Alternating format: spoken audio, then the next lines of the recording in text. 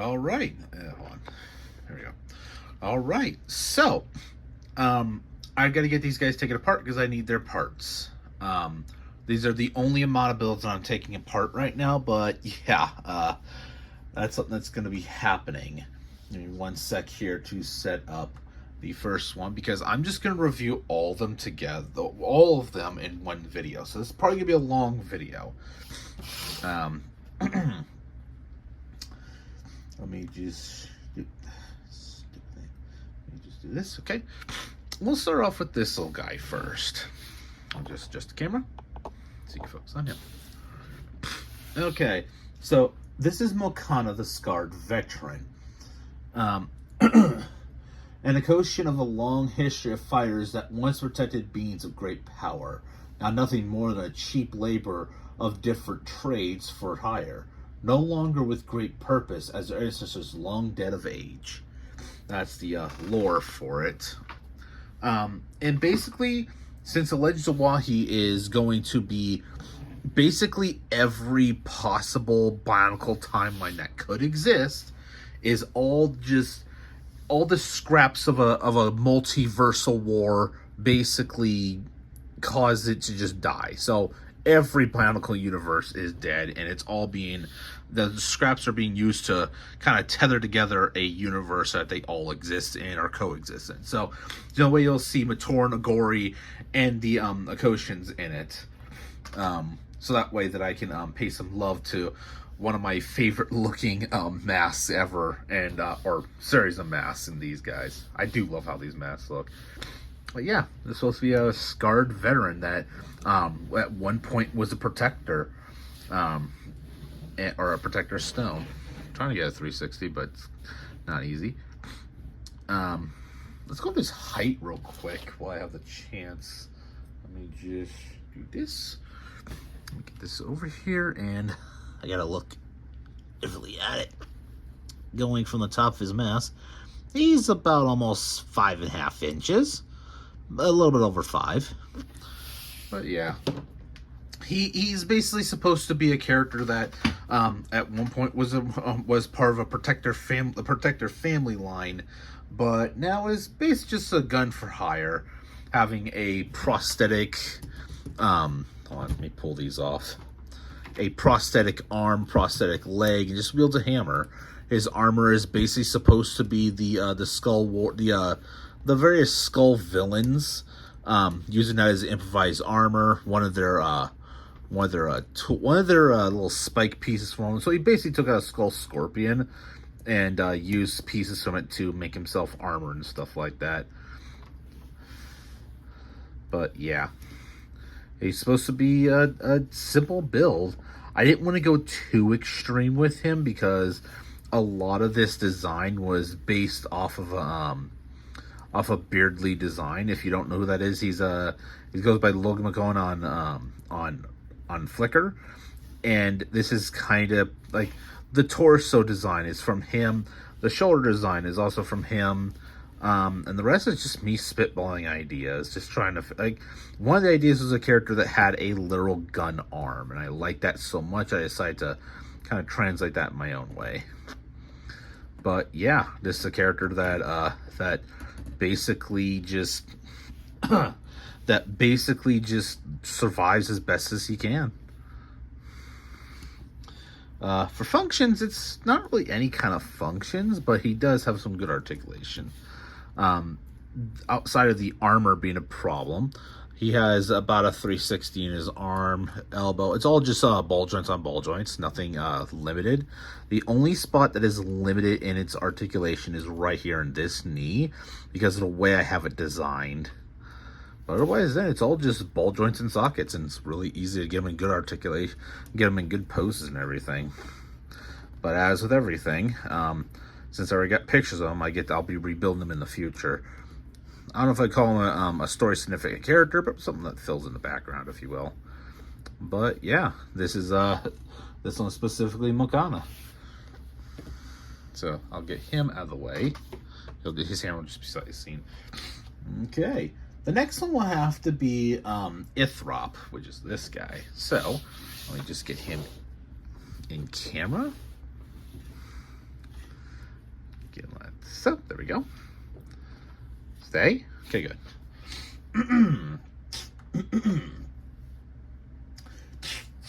Ithrop the Living Army. A Makuta that defected and became a Myax after his treacherous brethren purged the Makuta of any possible dissenters to Pterodax's rule. Now he acts as recon and artifact retrieval, but won't hesitate to take action when innocent lives are on the line. So, though he looks like a Vaki, which I'll give a 360 while I'm talking, though he looks like a Vaki, he is not technically a Vaki. He is technically a Makuta. Now, in this universe, the Makuta have a much more simplistic style to their design. They're not like the way the G1 handled Makuta. This is like a new version of the Makuta, if you will. The only reason Pterodax still exists is because they are basically brought back with fragmented souls from various universes. So Ithrop's soul would probably be from a Matoran, but it was then now co-opted to be one of these Makuta that is basically the Makuta are just they're still good guys. They haven't broken ranks and trying to overthrow a god like in G1, or they're not just a name of one individual. They're still a species that exists, and they exist as more just the same kind of idea of angry farts in a jar. But the Myax, after seeing their Makuta brethren betray them, they basically went to become warriors to protect the villagers and everything else. So everybody that would be a target of theirs, they're there to protect them and make sure they don't get harmed. They're, in a lot of ways, good guys. Ithrop here looks like a Vaki, but he based his body design off an old folk legend that of a policing robot. So again, he based himself off the Vaki without actually saying he's based himself off the Vaki. But yeah, all the Makuta basically make their bodies look how they want them to be, and they modify them over time. And Ithrop here has a special ability that's only tied to him. He can duplicate himself, including sending his true soul between another duplicate. So he can send a duplicate of himself out, put his soul into that one, and this one can be taken out, and boom, no problem. As long as there's at least one of him still around, he can survive. So he usually makes himself a whole army of infinite clones and duplicates he uses to basically be that one-man army. But it is very taxing on him over time to where he can't focus as much. And whatever hits them, he feels it. So, yeah. He's basically able to be Ditto from Ben 10. But, yeah. That's kind of the idea I kind of want to go for him. But that's basically simple regards to it. Let's go over his height now. I got him in a good stable pose. Sorry, I did the thoughts a little early. If I look at this correctly, he's almost 7.5 inches tall. I mean, that's just him getting a good, decent pose. So he's pretty tall. Not the tallest, but he's still pretty tall. And, yeah. Functions-wise, he's supposed to be able to close his hands like so and flip his arms around and be able to use his blades as actual blades. He's basically supposed to be a swordsman that is more dual-wield focused. So he would do this with his hands. And he could be able to be a Vaki Windblade. But that's kind of the idea behind him. I just like the idea behind his design where he's able to kind of just flip his arms around. I just like how that is. And this is based off of the Ithrax build. The Myax have changed a lot. Now that I have transitioned the story to be more of a Bionicle continuation, reboot, AU story, whatever you want to call it. I kind of decided to do it in this form where they're basically the Makuta instead of being their own thing. Well, Makuta turned Myax, if that makes sense. Just trying to fix that guy for him because he's next. But yeah, that is Ithrop. He's a pretty he's a kind of wisecracker if I go into character and the characterization of him. Excuse me, I can't speak right now. But he's basically a wisecracking smart ass that's just so full of himself sometimes, but understands how to be humble. But yeah. Okay, so he is done. So I'll move him out of the way. I'm going to be running out of space here soon, so this is going to be fun. The next up will have to be this guy over here. Let's bring him into the fold so we can talk about him next. I'll keep him like that for right now. And I'll put those energy blasts over here where they belong. Okay, first the lore. Ikrak, the noble guardian. When the coup started, Ikrak tried his best to ensure no civilians were harmed and allowed to leave. Once he found out that they were to be executed, he wasted no time in preventing that. Now on Mayax, he and his surviving brethren now lead a war against the Makuta that they held as brothers and sisters. So again, looks like a Rakshi, but that's not what he's supposed to be. He is a Makuta, and just like the rest of them, and he's basically the guard, the door guard. He's basically the bouncer. You try to get in, you got to go through him first. But that's kind of the idea behind his characterization. He takes his job very seriously, keeping the Matoran safe, because the Matoran in this universe actually revere the Mayaks and Makuta as great warriors until the Makuta decide to be assholes. Because Pterodax has to be Pterodax. That's how I kind of want it to be. But yeah. He's basically supposed to be their Rakshi character. He's not exactly a Rakshi, though. So, that's one of the only sad parts of it. But, just like Ithrop, to insult him, the Makuta literally remake the Rakshi based off of parts they find from the age of G1. And they basically make them exactly look like him, more or less. So they insult him, basically being like, oh, this is the noble ones that decide to follow us and not be a fucking asshole. And he kind of just hates that. So, yeah. Another way of making the Makuta look like assholes. I'm prone to that. Moving on. Okay, let's get a little 360 of him. I'm going to lift him up when I do that, because his staff wants to be a little bitch. Kind of. Might be able to get him to do it just fine. I want him to still have the hunchback look, but I might, in the future, change it up to where this spine is just wrapping around and attaching to the butt to be like a tail. More Paraka-like. I do like the idea of him having this elongated back. I might honestly re-review him if I decide to go a different direction with his design before I take him apart. I'll keep him together for right now and see how I feel about it. Even though he does use a lot of parts I want to get back. I might tell you his design at some point. One of the things I want to do is switch all the orange, or trans orange, to trans green, just like his spike, or his spine. As a matter of fact, I better move the camera so you can see all of it. So it matches the Elex spine on his back. Because, I don't know, I kind of like the idea of that, because one of his abilities that he has is that he can absorb energy into his body through his staff. So he basically juts it, hits somebody with one end of it, sucks energy out of them, and can store it in his body or redirect it out as an energy beam. So his is basically energy storage and manipulation, where all the others have their own. Every one of these Makuta have their own special ability. Pterodax would be specifically the Shadow Hand. Maybe like Beast Control for one of them. They all, instead of mask powers, they have an innate ability that they naturally have. Because I didn't want them to be tied to their mask powers and have to switch masks just to have a different power. I like the idea of them just having those powers just naturally to them. But yeah, I hope to change these up to the apple green color.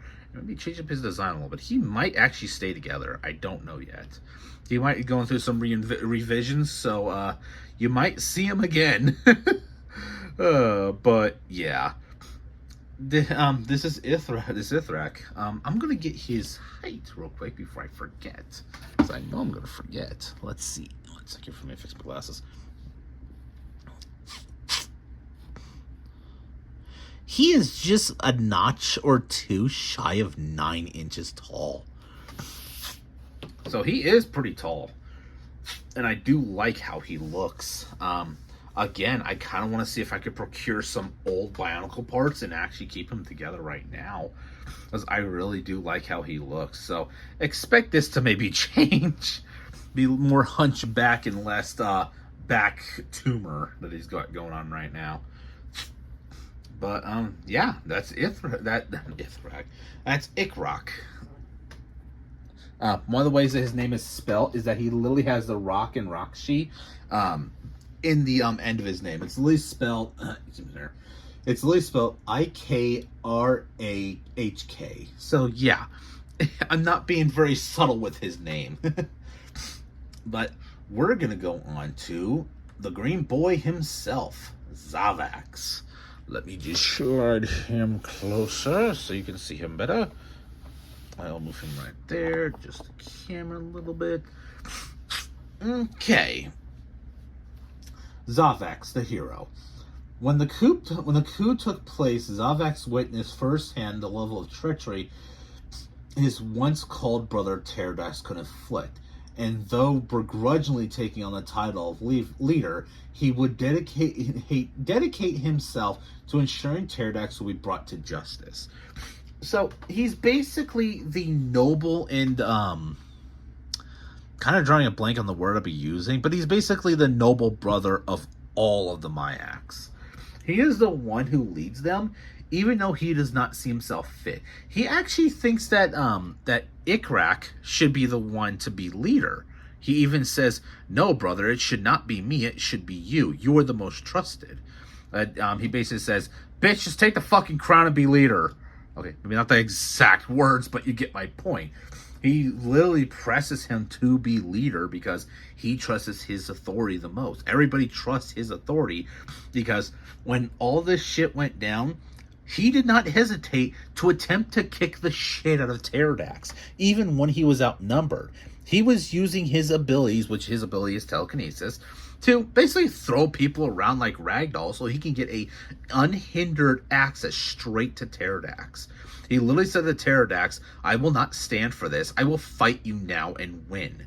He only backed down when he realized that when Pterodax decided to say, "Okay, all of you go slaughter the Matoran." And he did not want to let that happen. He decided to do what he could to protect the Matoran, and it put his guard down. And he's trying not to let that ever happen again, but also not risking innocent lives. He's basically a hero, but he's not one to shirk being a little bit more of an asshole when he needs to be. Now, one of the things about him is this little fabric sash thing. I sewn this myself. Really wish I didn't yet, but it does kind of add to his character. It's supposed to be like a little scarf sash thing. I'm probably going to redo it in the future, because all these builds, I'm going to redo them and do them better. Why is your torso so jacked up? Thank you. But yeah. That's basically him lore-wise. I don't want to go into details of the story, so I'll give you a 360. And then I will go into his height. So I got something I want to say about him. Now let's see. Let me fix my glasses. He is, make sure it's up against him. He is just a notch or two over 9 inches. He's actually pretty tall. And that's just going from his crown. I actually can take his crown off. Oop, not the plate too. I don't need to lobotomize the poor guy. But yeah, this is what he's supposed to look like without it. He's supposed to be very bird-like as a character. Not like chirping bird. He's a little under 9 inches now. That's fine. I found that. This is his crown, though. This is supposed to... Hold on. Focus your stupid phone. Thank you. This is supposed to be the crown of the... This is the crown of the Makuta. This is what they wear when they want to show their authority.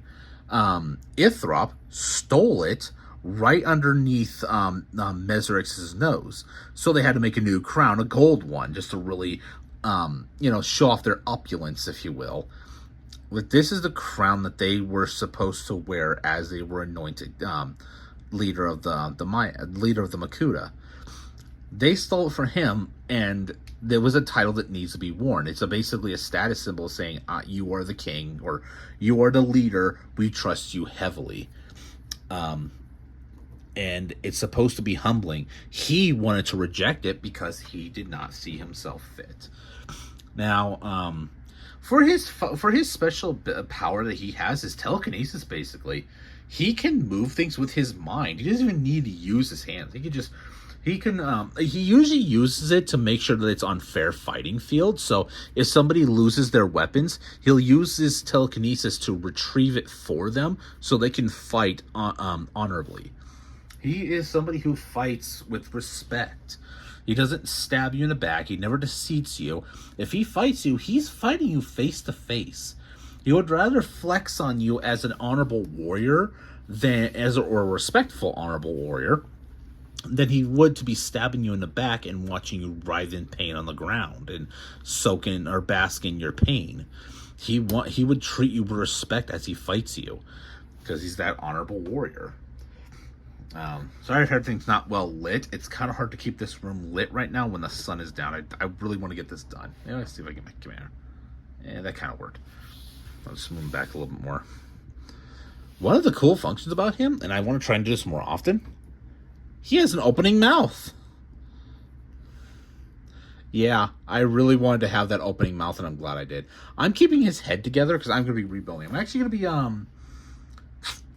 to be keeping all the heads together that I can. And I have to take apart, I will, and just take pictures of them. But yeah, because all these guys have to be taken apart. I need their parts. But yeah, this is Avax. I'm going to give you... I'm going to actually focus on his back design a little bit because what all the Makuta have are these little tubes. I don't really have a reason for it yet, but I want to make sure it's a design language I kind of keep with all of them because I do like the whole tube look. It looks interesting. But yeah. He's supposed to be very bird avian-like. That's why he looks like he has a beak. Certain birds, including, even have those lines over the mouths and everything, which I kind of want to see if I can kind of translate with it being dark gray and everything. The piece I'm using here does not come in lime green, nor do I have that in lime green, so yeah. Going with what I got. But yeah, he's a very respectful warrior. He does not ever stab you in the back, and he will fight you face to face and not in a jackassy way. But he will call you pathetic when you show that you... I mean, the only reason that Pterodax wasn't bodied by him immediately is because both Zavax was holding back. He refused to use his telekinesis in battle. In fact, when Pterodax lost his weapon, Zavax retrieved it for him because he's that honorable. He never used his telekinesis to trip him up or anything. It's like, fight me so I can kick your fucking ass. Again, very honorable guy. The only reason he failed is because Makuta decided to say, okay, well, I'm just going to play on your insecurity, your worries of the Matoran. Hey, you guys behind me, go murder all the Matoran. And that was the only way that it was able to cause Pterodax survive is by being an asshole. I'm glad I did that for the story, the backstory behind these characters. But that also shows the treachery of Makuta. But there's not much else to say about him. I've already gotten lore and height and thoughts and functions, so I'm going to go into the final one. Now this one, if I can actually get him, because I'm at a distance, this is Kangu. Let me just get my camera fixed up a little more so you can see him better. So yeah, this is Kangu. 1 second to fix this. No, I don't want to see your ad. Okay. Kangu, the ancient wisdom. Wise yet recluse, Kangu is a healer and warrior from a universe that his species dominates. Now nothing but a whisper of unknown wisdom from a thriving society now dead and forgotten. So, Another thing, a thing that I have to say is that, again, all of these characters, they all come in more or less some ways, come from a universe that existed. So this Kitangu is not the original G1 Kitangu. He is a Kitangu from a universe where only his species existed. The Great Beings made his species, no other. He's the only one in existence of his species left, both in a G1 form and in this form. They took weird shapes and everything, and this is a design I kind of wanted to go with because I saw a reference image that I liked. So when I went into doing so, I decided to keep the same kind of look and everything, even if it does. I mean, I even kind of drape pieces underneath him to look like he has moss and plants kind of in his in the cracks and crevices. In fact, most of his weapons, or his weapons in general, are based off of the concept image I saw. If I have the ability, if I have the time to not forget, because I'm not going to post this tonight, I'm going to post it tomorrow. If I don't forget, I'm going to link to the original concept art that inspired this in the first place. But yeah. Let's do a quick 360 after I fix these leaf things. They're going to pop off again. Another thing is also to add all the wiring. You can see Mari cords and everything. Some of it's not even seen because, you know, it's kind of hard to see. But yeah, all these wires and everything. I just want them to seem ancient and knowing wisdom. Same kind of idea of what Kitangu was in G1, but a little bit more, I guess you say better thought out. God, lungs. Let's get to height. I'm not doing to anything too... You know, the highest thing on him is his staff. I will give that first, because that's easy. Oh, he is about... It is about 10.5 inches tall, just a staff. Now him, going by his head, let me just make sure I matched it up correctly. I gotta measure it that way. Wow. He's about 8 inches tall from head to toe. So 8 inches tall from head to toe and 10.5 inches for staff. Oh boy, I really went overboard with this guy. I'm glad I did. I'm very glad I did. He's one of my favorite builds. I'm not gonna lie, he's my favorite build. If I was to keep him together, I'd probably do a better job at him because there are some design cues I didn't do. I tried to match the design that was made by the artist almost to a T, and that is probably my biggest mistake because that art wasn't drawn to match Lego pieces, and I'm using system heavily. So yeah, big mistake on my end. Oh well. But yeah, that's Kitangu. He's a very system heavy build. There's only CCBS that's really in him is in the arms, and even then, that's still very limited. Again, I wanted him to seem kind of bulky and wise and all-knowing kind of character, and this is just what it turned into. He had a little bit more vegetation. I think that vegetation broke off. I didn't know that until now. I'll have to look for it. Because it's supposed to be one of these pieces right here. I am glad with his design, though. I'm really glad that I was able to get him done. Even if I'm not too big of a fan of how he came out fully. If I do rebuild him... Sorry. If I do rebuild him in the future... I'm going to take him in a completely different direction. I'm not copying this design again because this is a pain to do. I'll probably do a different design and go my own direction, but take some of the same cue language that I kind of went with this when it comes to his design. One of the things about him is that he grows the vegetation on himself. They then use in his herbal medicine. He's basically the medicine man. I don't know if that's exactly the medicine man I'm thinking about, but oh well. I'm rolling with it. But yeah, he's somebody who just brings that help. I mean, there is lore. I don't know if I'm going to keep it 100% like this or not, but I am tossing on the idea that Kitangu is the only one that solves a issue with the in a universe story where they're dealing with a disease and only his medicine can solve that disease. That he's the only one that can make yeah,